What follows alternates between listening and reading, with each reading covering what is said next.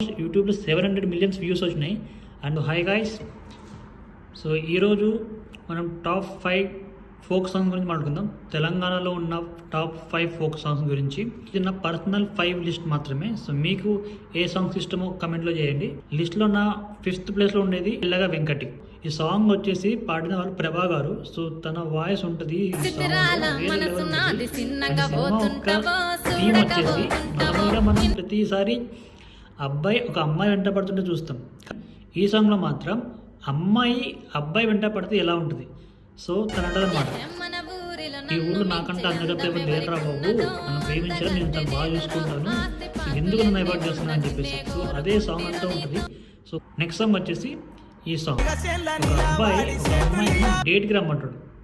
Okay, so Telangana స్టైల్లో ఒక అబ్బాయి ఒక అమ్మాయిని డేట్కి రమ్మంటే ఆ అమ్మాయి నువ్వేమైనా నా అక్క, నువ్వేమైనా నా చెల్లి, నా ఫ్రెండ్, నా బావ అని చెప్తాను తీసేస్తుంటుంది అనమాట. ఫైనల్గా అసలు ఈ డేట్ గీటింగ్ ఏం వద్దే బాబు, మనం పెళ్లి చేసుకుందాం రా అంటే అసలు అప్పుడు తను ఓకే చేస్తుంది. అప్పటి వరకు అమ్మాయి తీసేస్తుంటుంది అనమాట అబ్బాయిని. సో అలాంటి సాంగ్ అనమాట. సో నెంబర్ 3 వచ్చేసి బుల్లెట్ బండి మీద.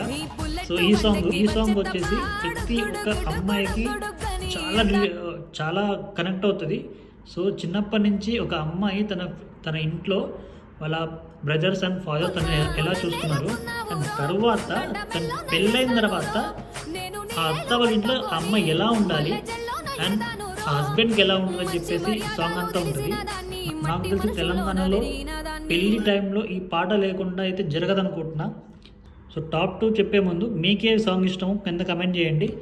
రాను బొంబాయికే రాను ఈ సాంగ్ అనమాట. సో ఈ సాంగ్ ఎందుకు టాప్ 2లో పెట్టాను, టాప్ 1లో ఎందుకు పెట్టలేదని చెప్పి నన్ను వేసుకోకండి, దానికి రీజన్ ఉంది, తర్వాత చెప్తా. రాతోడితో పాటు లలిత గారు ఇద్దరి కెమిస్ట్రీ తోటి సాంగ్ వేరే లెవెల్ తీసుకెళ్ళి. లిస్ట్లో నా ఫస్ట్ వచ్చేసి ఈ సాంగ్.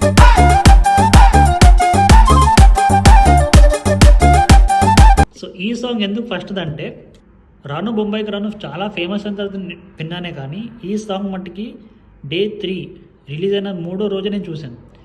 అండ్ అది కూడా ఎందుకంటే తమ్నైల్లో దుర్గా గారి పిక్ చూసి, అరే ఈ అమ్మాయి ఏంట్రా ఇంత క్యూట్గా ఉంది అని చెప్పేసి వీడియో ఓపెన్ చేశాను.